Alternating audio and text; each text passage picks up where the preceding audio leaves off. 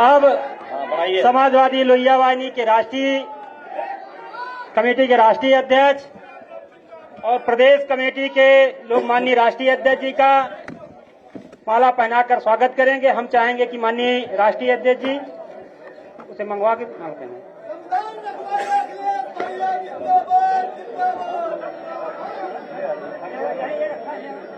मुकुट लाए हो तुम?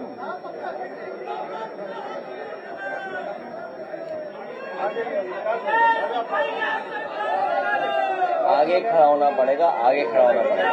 बस ठीक है।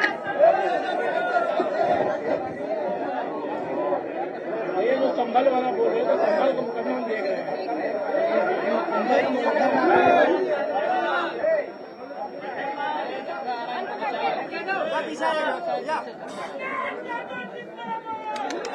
ये तो पैसा सही करते रह गए। हो गया ना, हो गया।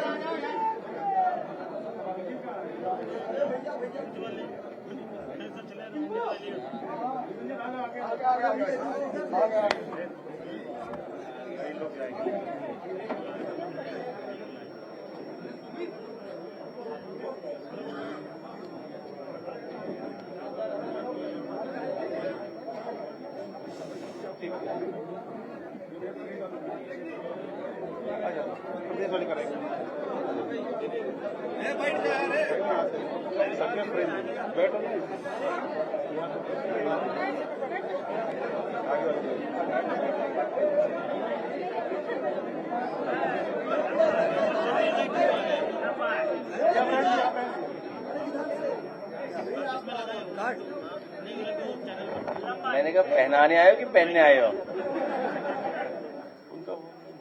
खुद भी पहने ले रहे थे। चलिए धन्यवाद है, चलिए धन्यवाद। लाइए लाइए, ठीक, धन्यवाद है। ओहो,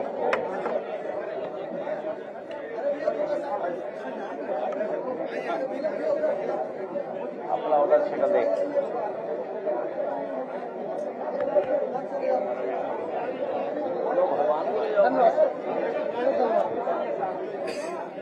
आइए, लाइए, पहनाइए। यहीं से पहना दो बस। बस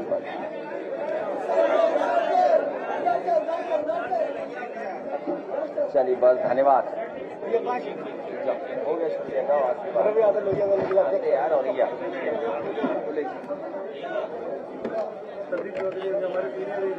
ठीक, चलिए, धन्यवाद, धन्यवाद। ये रख दो। चलिए, शुक्र आइए। एक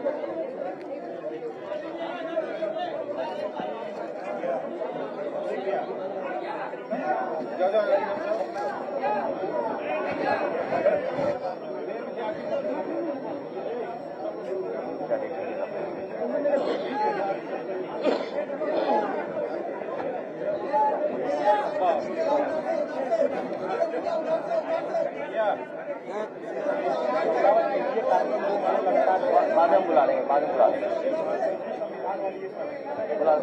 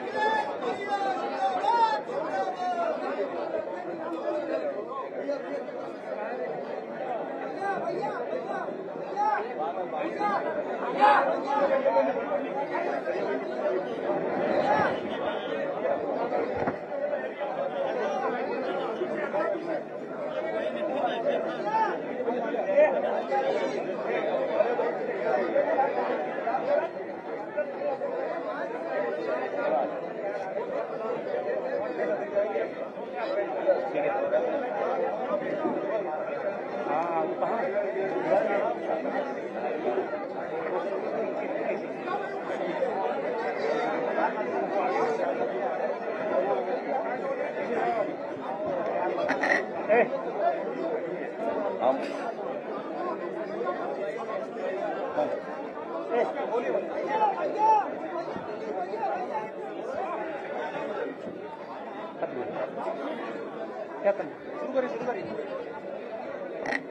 माननीय राष्ट्रीय अध्यक्ष पीडीए जननायक माननीय अखिलेश यादव जी के दिशा निर्देश पे जहां समाजवादी पार्टी पीडीए संकल्प पत्र के माध्यम से दलितों, वंचितों और शोषितों के बीच में जाकर के बाबा साहब डॉक्टर भीमराव अंबेडकर के संविधान को और उनके द्वारा जो दिया सम्मान था, जो अधिकार था, जो भारतीय जनता पार्टी लूट रही है, उसके परिप्रेक्ष्य माननीय राष्ट्रीय अध्यक्ष जी ने संकल्प तैयार किया है। मैं आप सबको पढ़ूंगा, आप लोग तेजी से वहां से पढ़िएगा। पीडीए संकल्प पत्र। हम संकल्प लेते हैं कि सामाजिक न्याय के राज की स्थापना के लिए, संविधान और आरक्षण की रक्षा के लिए जाति जनगणना करवाकर जनसंख्या के अनुपात में सबको उनका हक दिलवाने के लिए हर एक पीड़ित, उत्पीड़ित, शोषित, वंचित, दमित, गरीब, किसान, मजदूर, पिछड़े, दलित, अल्पसंख्यक, असुरक्षित महिला व उपेक्षित युवा के रूप में पीड़ा के एक सूत्र में बंधे हुए संपूर्ण पीडीए समाज को समान अवसर और सम्मान दिलाने के लिए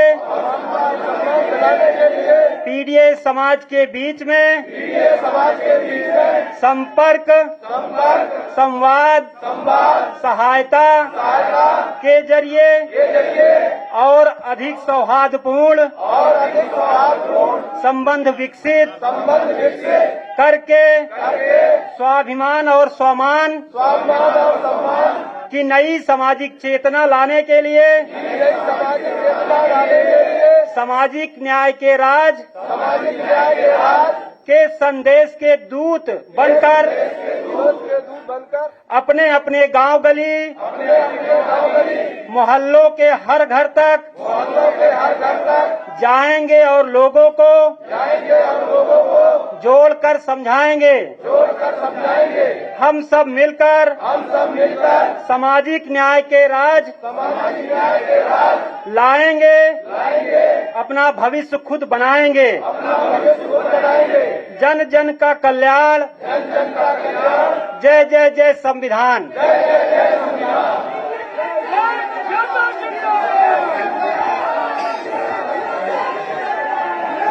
बहुत धन्यवाद सब लोगों का, बहुत धन्यवाद। ये ऊर्जा इसलिए भी है कि डॉक्टर राम मनोहर लोहिया जी के नाम का ही ये संगठन है, लोहिया वाहिनी। और दूसरा, एनर्जी इसलिए ज्यादा दिखाई दे रही है कि उनका रंग लाल है ड्रेस में। अभी तक तो हम लोग कैप पहनते थे, लेकिन अब अगर देखोगे तो इनका जो शर्ट का रंग है वो भी लाल है। हालांकि कई संगठनों पर डंडा भी है, हम किसी को डंडा नहीं देना चाहते, क्योंकि हम लोकतंत्र पर, कानून पर और इस देश के संविधान पर भरोसा करते हैं। आज जो हम लोगों की बैठक हुई है,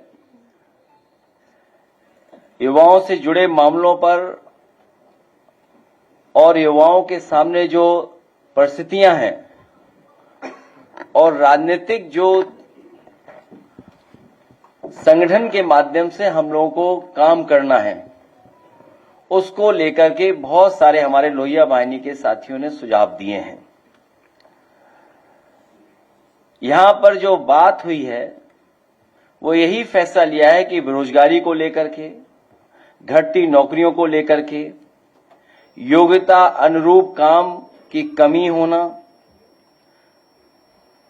या कम वेतन पर नौकरी मिलना, युवतियों के लिए असुरक्षित वातावरण जो पैदा हो गया है सरकार में, और जिस तरीके से भारतीय जनता पार्टी ने राजनीतिक हस्तक्षेप बढ़ाया है शिक्षा के क्षेत्र में, अधिक फीस महंगी हो गई है, शिक्षा का लगातार निजीकरण होता जा रहा है, या शिक्षा में वो व्यवस्था लागू हो रही है जो गरीब गांव में रहने वाले लोग हैं या मध्यम वर्ग के लोग हैं उनसे शिक्षा दूर होती चली जा रही है। ऑनलाइन शिक्षा की भी समस्याएं हैं, उनको लेकर के भी सुझाव आए हैं। और इधर जो रोजगार की बात तो हम लोग करते हैं, लेकिन इस सरकार में कमीशनबाजी बहुत बड़ी है, भ्रष्टाचार की भी सीमाएं, ये सरकार के अधिकारी मिलकर के सब सीमाएं तोड़ चुके हैं। इसी तरह मुद्रा वाली योजना को हम लोग बार बार कहते हैं और कई बार कहा कि 33 लाख करोड़ रुपए बांटे गए हैं और 52 करोड़ लोगों को पैसा मिला है, और ये सरकार मानती थी कि एक व्यक्ति को कम से कम रोजगार इससे मिलेगा। तो अगर ये बात हम सरकार की स्वीकार कर लें तो एक भी नौजवान बेरोजगार नहीं बचना चाहिए, हर एक के पास रोजगार होना चाहिए। युवा ही संविधान की रक्षा करेंगे, और न केवल संविधान की रक्षा करेंगे बल्कि आरक्षण को भी बचाने का काम यही युवा करेंगे मिलकर के। हाल ही में जो घटना हुई है, ये जो हमला हुआ था,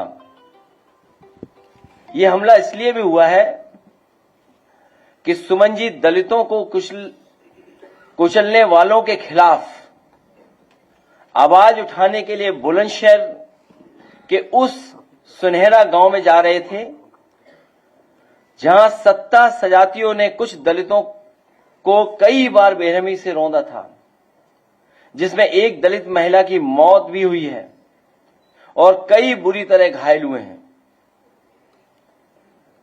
उत्तर प्रदेश में जो माहौल बना है, उत्तर प्रदेश में थार और बुलडोजर को जानबूझ करके भाजपाई दबंगई और भय का प्रतीक बनाया जा रहा है। ये जो थार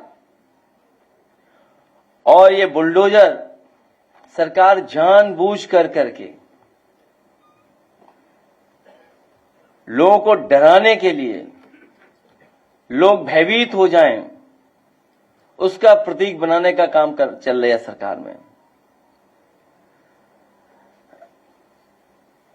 ये सच्चाई में तो चुनौती सरकार को दी है, उनकी कानून व्यवस्था को दी है। जो लोग ये कहते थे कि जीरो टॉलरेंस है, जो चुनौती दी गई वो सीधी सीधी चुनौती दी गई है। हम वो लोग हैं जो संविधान को मानते हैं, कानून को मानते हैं, लेकिन इधर देखने को मिला है कि कुछ लोगों को पूरा खुली छूट है, कुछ भी कर सकते हैं। और स्वाभाविक है, वो इसलिए छूट है क्योंकि उन्हीं के स्वजाति लोग बैठे हुए हैं, ऊपर से लेकर के नीचे तक। ये जो बुलंदशहर में हमला हुआ है सांसद आदरणीय रामजी सुमन जी पर, ये हमला कहीं न कहीं इशारा करता है कि उनको सरकार का पूरा सहारा है। याद कीजिए, एक दिन मैंने ये कहा था इसी ऑडिटोरियम में कि सरकार के लोग अभी तो औरों को धमका रहे हैं, लेकिन एक समय ऐसा आएगा ये सरकार के लोग किसी को नहीं छोड़ेंगे। और उसी का उदाहरण हम लोगों को देखने को मिला है। मैं अपने प्रेस के लोगों का धन्यवाद देता हूं कि हर बार आपको तकलीफ देनी पड़ती है हम लोगों को।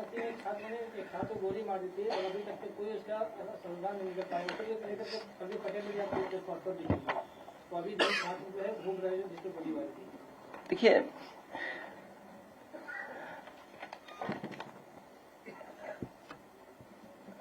मैंने डेटा दिया था आपको, जिस तरह अधिकारियों की पोस्टिंग है, ये भी है गोरखपुर, अमेठी, कुशीनगर की है। ये डेटा देख लीजिए आप, वो आप समझ गए होंगे कौन ज्यादा है कौन कम है, बताने की जरूरत नहीं है। अभी मैं कुशीनगर होकर के आया था, जो मुझे जानकारी मिली है वहां से, आईपीएस पीपीएस अधिकारी कुशीनगर जिले में पीडीएस समाज का केवल एक है। कुशीनगर जिले में पीपीएस और आईपीएस अधिकारी केवल एक है, एक, आप समझ लीजिए। और फिर जो घटनाएं आप बता रहे हैं,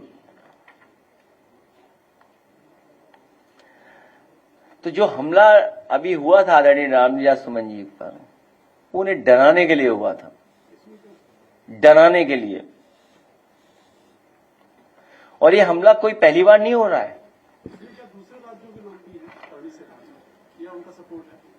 ये सरकार का सपोर्ट है, डीजीपी साहब का सपोर्ट है। जो मुख्यमंत्री जी हैं और डीजीपी एक ही तरह के हैं लोग, इसलिए समर्थन है।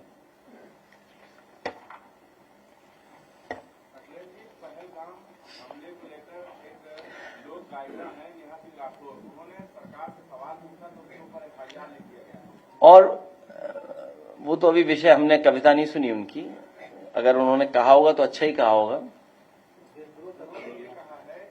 नहीं, अगर कहोगे तो हम प्ले करा देंगे। पहले हमारा तो कोई परिचय नहीं था, पिछली बार भी मैंने आपसे बोला था, कहो तो हम इस पे चलवा दें। वो भी मैं चाहूंगा कि कौन से पे मिलेगा उनकी पूरी कविता बताओ, मैं चलवा देता हूं।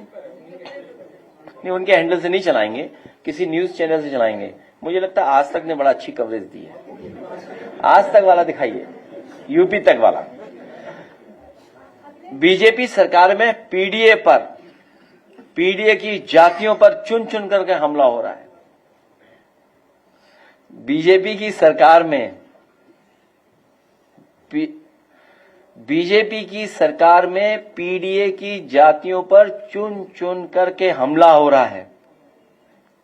इलाहाबाद में दलित को जिंदा जला दिया था, वाराणसी में पटेल जाति के नौजवान को गोली मार दी। ये पीडीए के लोगों को चुन चुन करके मारा जा रहा है। जौनपुर में मौर्य जाति के नौजवान को दौड़ा दौड़ा करके मार दिया।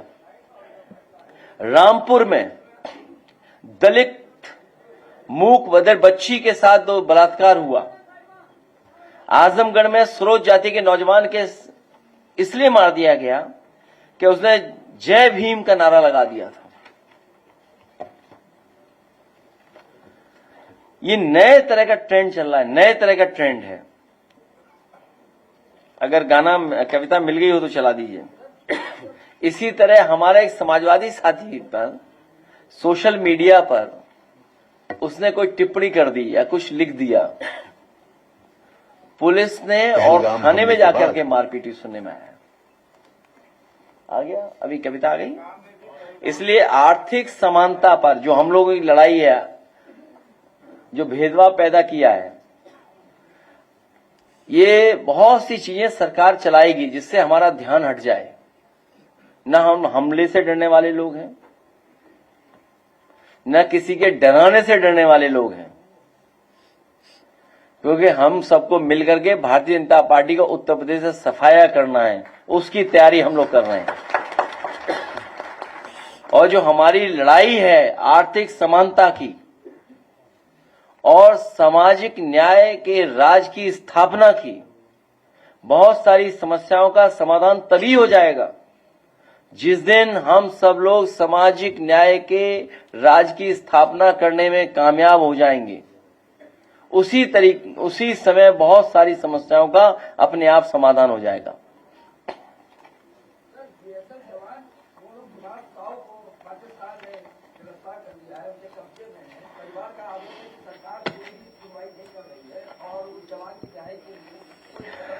सरकार को पूरी जिम्मेदारी के साथ और जो भी अपने डिप्लोमेटिक चैनल्स हैं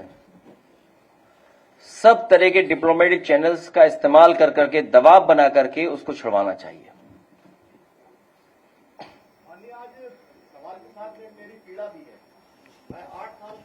तब तो पीडीए में हो आप। नहीं, पहले मैं कह दूं, अगर आप, मुझे तो पता नहीं है आप पत्रकार हैं कि या सहयोग समर्थन करने आए हैं।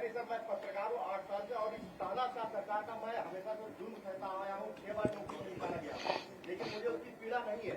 मैंने पहलगाम हमले पे सवाल पूछे थे, लेकिन उस सवाल के बाद मेरे ऊपर आईटी एक्ट में मुकदमा दर्ज करा गया है 67 के तहत, 352 के तहत। उसकी भी मुझे पीड़ा नहीं है मुकदमा होने के बाद। लेकिन अब मुझे धमकियां मिल रही है, फोन पे आतंकवादी कहा जा रहा है और ये भी कहा जा रहा है कि हफ्ते भर के अंदर तुझे मार दूंगा। मेरे घर से निकलना फिर मुश्किल हो गया है, पत्रकारिता मेरी खत्म हो चुकी है। अच्छा, आप यूट्यूबर हैं लगता है, परिवार रो रहा है। किसी अखबार में? ये सर मेरे पास है। सर मैं एंकर हूँ, टीवी न्यूज एंकर। अच्छा, न्यूज टीवी एंकर। ला, हमें दे देना, हम दे देना, कह देंगे, मदद करेंगे आपकी भी। मदद की जरूरत तो है ही है, लेकिन सर ये जिसमें धाराएं लगी है उसकी भी चिंता नहीं थी। लेकिन अब तक मुझे लग रहा है कि मैं मार दिया जाऊंगा। मैं एसीपी के पास गया, उसने मेरी नहीं सुनी, FIR नहीं ली। मैं अपने थाने में गया, उसने कहा साइबर सेल में जाइए, उसमें वहां भी मेरी सुनवाई नहीं हुई। पुलिस मेरी कोई मदद नहीं कर रही है। इसीलिए पीडीए में सबसे पहला वर्ड जो है वो पी फॉर पत्रकार भी है और पी फॉर पीड़ित भी है। इसलिए आपकी भी रक्षा करने की जिम्मेदारी पीडीए समाज की है। कागज दे देना, कागज दिलवा दो। पी फॉर पत्रकार आ गया। हाँ, लाइए, आज तक वालों ने बहुत अच्छा चलाया है, मैं उनका धन्यवाद देता हूं। फुल वॉल्यूम ठीक है साहब। पाकिस्तान के सोशल मीडिया पर हो रही है। एक फोन कॉल से दूसरे देशों की वॉर रुकवाने वाले पॉपा अपने देश में आतंकवादी हमला नहीं रुकवा पाए और अंधभक्त मुझसे कह रहे हैं कि ऐसी बातों पर राजनीति और सवाल मत करो। तो किस बात पर सवाल करूं? शिक्षा पर, जिसे मुद्दा ही नहीं समझा जाता, या स्वास्थ्य पर, जिस पर सवाल करना अब आउट ऑफ फैशन हो गया है? बोलो किस पर सवाल करूं? बेरोजगारी पर, जिसके जवाब में तुम्हारे अब्बा हुजूर पकौड़ा तलने की सलाह देते हैं? अरे जब देश की राजनीति ही राष्ट्रवाद और हिंदू मुसलमान के मुद्दे पर चल रही है, उसके बाद भी आतंकी हमलों में देशवासी मारे जा रहे हैं, तो सवाल किस मुद्दे पर करूं? 56 इंच की छाती पर देश के सारे मुद्दों को समेट देने वाले मोदी जी की सरकार में आतंकवादी हमले होंगे और नागरिकों की हत्या होगी, तो सवाल क्या मोहम्मद अली जिन्ना और नेहरू जी से पूछा जाएगा? नागरिकों की मौत और आतंकवादी हमलों पर सवाल क्यों नहीं पूछा जाना चाहिए भाई? इन सवालों से इतना डर क्यों रहे हैं आप? अपनी ही सरकार में हुए पुलवामा आतंकी हमले के शहीदों की मौत पर बेशर्मी से वोट मांगने वाला ये आदमी पहलगाम के पर्यटकों की मौत पर भी वोट मांगेगा और अंधभक्त इसे मास्टर स्ट्रोक बताकर वोट भी देंगे। तो ये जो पुलवामा बहुत सेंसिटिव इशू है और सरकार ने ये भरोसा दिलाया है कि वो सरकार ठोस कदम उठाएगी और सबसे ठोस कदम जो सरकार का लग रहा है वो यही है कि वो जलबंदी करेंगे।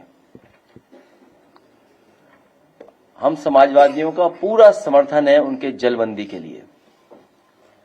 उसी के साथ साथ हमारी मांग है कि शहीद परिवारों के सदस्यों को, उनके परिवार को 10-10 करोड़ से सरकार मदद करे।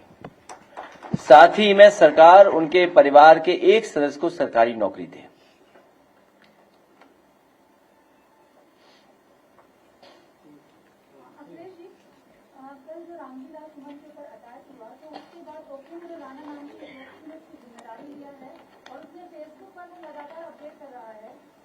पत्रकार कुछ लिख देता है तो फौरन उसका अकाउंट देख लिया जाता है, लेकिन वो लगातार 20 अप्रैल को लिख देता था। उसने आपको धमकी दिया है कि देश अगर तो घुटने पर टिकवाएंगे। हमें क्या करवा देंगे? हमें भी? अच्छा। हाँ, देखिए, सच्चाई तो ये है कि ऐसे लोग सरकार को ठेंगा दिखा रहे हैं उनकी कानून व्यवस्था को। क्या है कानून व्यवस्था उनकी? इसका मतलब जो व्यक्ति ये बोल रहा है, चुनौती दे रहा है, वो हमें चुनौती नहीं दे रहा है, वो मुख्यमंत्री जी को चुनौती दे रहा है, डीजीपी साहब को चुनौती दे रहा है, वो हमें चुनौती नहीं दे रहा है। हमारे लाल शर्ट पहने वाले लोगों को हमने शांत किया हुआ है।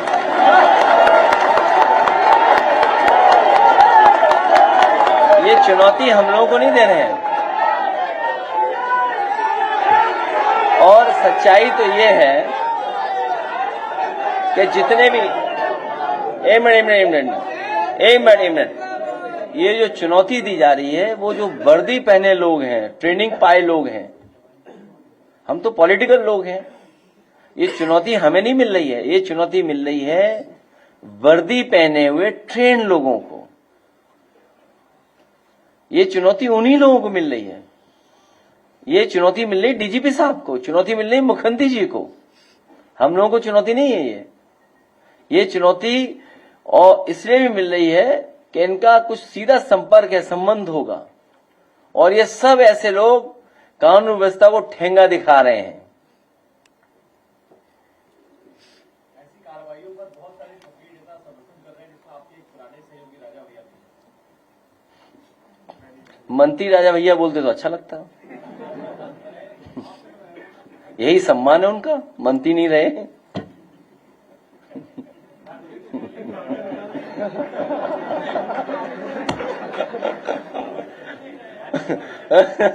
क्या चाहिए? किसकी? नहीं मेरी जानकारी में नहीं है, मेरी सच में मेरी जानकारी में नहीं है।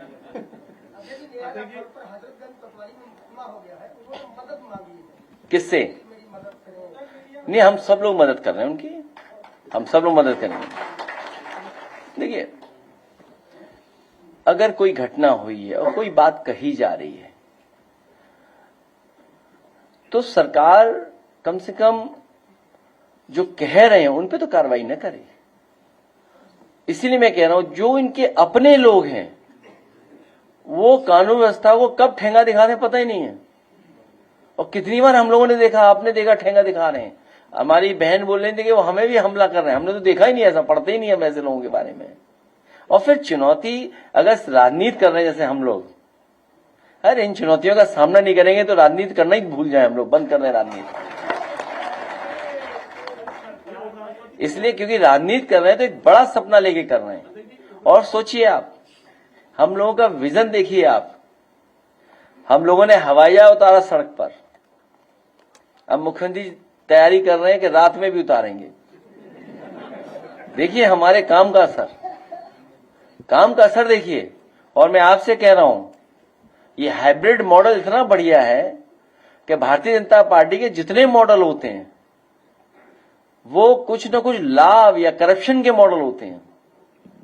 ये हाइब्रिड मॉडल से जो सड़क बन रही है, आप, मैं दावा कर सकता हूं, आप मुख्यमंत्री जी से पूछो जाके ये हाइब्रिड मॉडल क्या है, वो बता ही नहीं पाएंगे। और अगर एक्सप्रेस वे दूसरा देख रहे, अपना तो देख लेते पहले, वो गोरखपुर लिंक जो अभी तक नहीं बन पाई, उधर भी तो उतारे हैं हेलीकॉप्टर। हमारे मुख्यमंत्री इतने अच्छे हैं कि हर सड़क को वो एक्सप्रेस वे समझते हैं।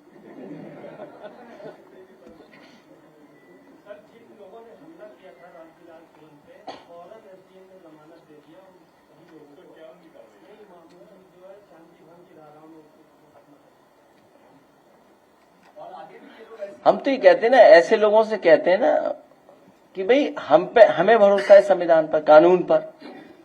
आप आइए खुले मैदान पे, खुले मन से आओ, बहस कर लें, बात कर लें, खुले मन से आइए ना, आइए बात कर लें। बात करने में क्या है, किस बात की नाराजगी है?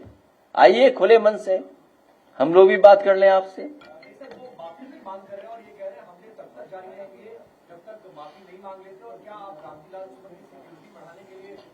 देखिए, हम लोकतंत्र पे भरोसा करते हैं, कानून पे भरोसा करते हैं, संविधान पे भरोसा करते हैं, और खुले मन से बात करने के लिए हम लोग तैयार हैं। बताइए, खुले मन से बात करोगे? और मैंने कहा, कई बार कहा, फिर दोहराता हूं, अभी जरूरत है सीमा पर सेना की, अभी जरूरत है सीमा पर सेना की।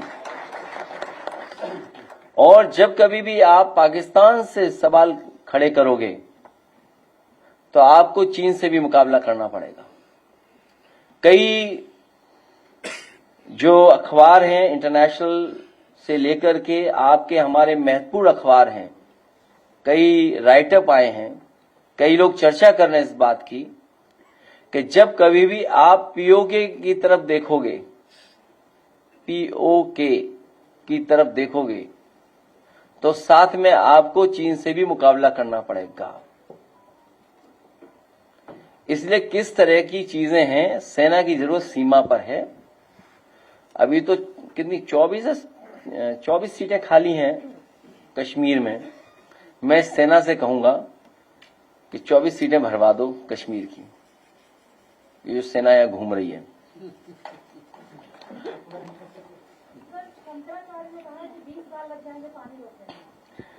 देखिए, मेरी जानकारी में नहीं है चीजें। सरकार दावा कर रही है कि बहुत जल्दी कर देंगे, क्योंकि जो नोटबंदी का परिणाम आया हो सकता है जलबंदी जल्दी कर दें। नोटबंदी में कहा था कि भ्रष्टाचार खत्म हो जाएगा, आतंकवाद खत्म हो जाएगा। उम्मीद है कि जलबंदी होने के बाद पाकिस्तान खत्म हो जाएगा। भाई, हमें इतना टेक्निकल नॉलेज नहीं है, हमें इतनी जानकारी नहीं है। ये सरकार ही जानकारी दे सकती है कि अगर उस तरह का बड़ा पैमाने पर जो इंफ्रास्ट्रक्चर बनाना पड़ेगा, स्ट्रक्चर्स बनाने पड़ेंगे या रिजर्वायर बनाने पड़ेंगे, उसके लिए कितना समय लगेगा। भाजपा के वरिष्ठ नेता हैं शंकर प्रसाद, अभी दिल्ली में उन्होंने पीसी किया है और वो कह रहे हैं कि जितना असंवेदनशील बयान की पराकाष्ठा है कि अखिलेश यादव कह रहे हैं कि कानपुर पीड़ित के साथ हमारा कोई संबंध नहीं है तो हम वहां नहीं जाएंगे। उनको उन्होंने इस तरह से। देखिए, ऐसा है, उसमें कोई छिपाने की बात नहीं है। सवाल ये नहीं है मैं किसके घर जा रहा हूं नहीं जा रहा हूं। सवाल ये था कि हमारे घर आतंकवादी क्यों आए, आतंकवादी कैसे आ गए। और जहां तक सवाल उनके घर के जाने का है, हमारी पार्टी के बड़े पैमाने पे नेता जा चुके हैं। और अगर आपको सूची चाहिए कौन कौन जा चुका है तो एक कानपुर का हमारा साथी है, वो बता देगा। विजय कहाँ है? हाँ, बता दीजिए कितने लोग जा चुके हैं, यहाँ खड़े होकर बता दो। हाँ, देखिए वो भी गया था लड़का। आओ इधर, आओ इधर, आइए, आ जाओ, आ जाओ, यहीं से बता दो, यहीं से।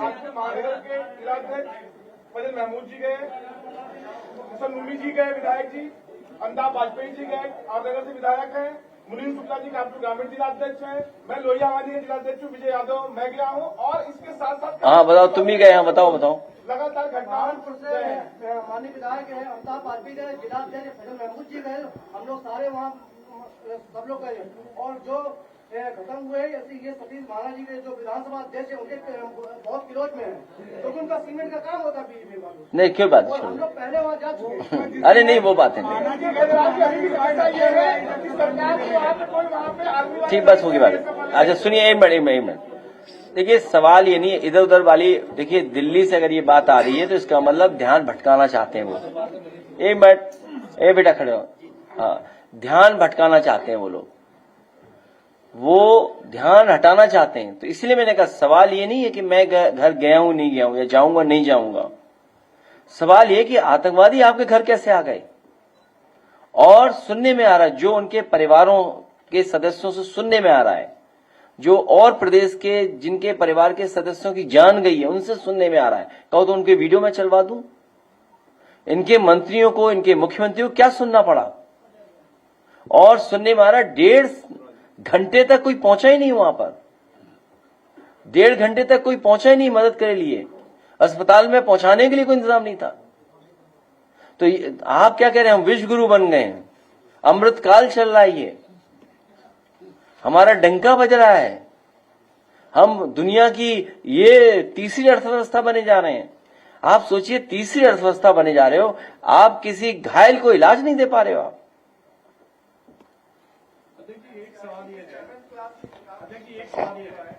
सुप्रीम कोर्ट ने भी हाल में कहा है राहुल गांधी को लेकर, वीर सावरकर को लेकर कि इस तरह की स्वतंत्रता सेनानियों पर टिप्पणी नहीं करनी चाहिए। समाजवादी वीर सावरकर को क्या मानते हैं? देखो, ये विषय बहुत लंबा है। देखिए, हर महापुरुष से लोगों की भावनाएं जुड़ी हुई हैं, इसीलिए किसी को ठेस नहीं पहुंचे कोई शब्द ऐसे इस्तेमाल नहीं होने चाहिए। अब ये आप अदरवाइज ले लोगे कि मैं एडवाइस राहुल जी को कर रहा हूं। खैर, भारतीय जनता पार्टी का जब गठन हुआ था उस समय भारतीय जनता पार्टी में भी इस बात की चर्चा थी, इस बात की बहस हुई थी, और भारतीय जनता पार्टी के जो पहले प्रेसिडेंट थे उन्होंने स्वीकार किया था कि इस देश को उनकी पॉलिटिकल पार्टी एक सेकुलर और सोशलिस्ट कंट्री बनाने की दिशा में लेकर के जाएगी। उस समय बताओ किसने फंडिंग की थी उस कार्यक्रम की?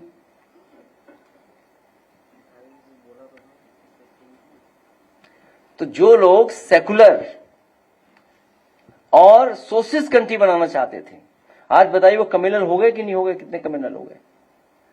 सोशलिस्ट की जगह वो कैपिटलिस्ट हो गए, और इतना गैप पैदा कर दिया कि जिसकी आप कल्पना नहीं कर सकते। इतने बेरोजगार पैदा कर दिए इन्होंने, और अर्थव्यवस्था इतनी खराब कर दी कि कुछ हाथों में सब कुछ चला गया। अगर उन हाथों में सब कुछ चला गया है तो आप कैसे, जो खाई पैदा हुई है अमीर और गरीब के बीच में, इतनी बड़ी खाई दुनिया में किसी देश में नहीं है जिस तरह से हमारे देश में पैदा हो गई है। ये बहुत बड़ा पुराना इतिहास है। अंग्रेज बना के गए थे एक formula, divide and rule. Divide and rule के ही न्यू में इनका पूरा दल है। जो जिस विचारधारा पे आप बात कर रहे हो, वो डिवाइड एंड रूल जो अंग्रेजों ने कभी पॉलिसी बनाई थी, उसके न्यू में यही विचारधारा है।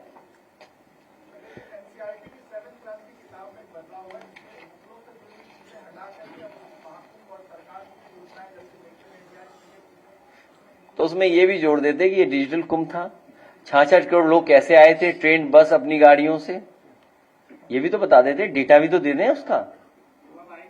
भाई अगर 66 करोड़ लोग आए थे, 66 करोड़ लोग आए थे, तो बच्चा 7th क्लास के ये भी तो जानना चाहेगा कि 66 करोड़ लोग बस से आए थे, ट्रेन से आए थे, पैदल आए थे। अब जैसे उदाहरण दूं मुख्यमंत्री जी का, अखबार में ऐड दिया उन्होंने कि 17 एक्सप्रेसवे बन रहे हैं। हमने पूछा ये झूठ के एक्सप्रेसवे कहां बन रहे हैं 17? तो उन्होंने प्रचार बदल दिया, उन्होंने कहा कि 7 और 6 बन रहे हैं। तो 4 बोले सपनों में। तो अभी आज के अखबार में पढ़ रहा था मैं, एक एक्सप्रेस वे हरिद्वार बनेगा, एक इधर बनेगा, एक उधर बनेगा। समय बचा नहीं है। 8 साल मना रहे हो आप, 00। 8 तब बनता है जब 2 जीरो हो। 8 साल 8 तब बनता है जब 00 हो, एक जीरो नीचे एक जीरो ऊपर, और बचा नहीं समय कुछ भी। आखिरी बजट आना है और कितने एक्सप्रेस वे बनाने जा रहे हैं आप अखबार में पढ़ लो। तो आप भी तो गलत लिख देते हो। क्यों लिखते हो आप भी अखबारों में लिख देते हो। अच्छा, उनके हवाले से तब ठीक है, अब जाने दो।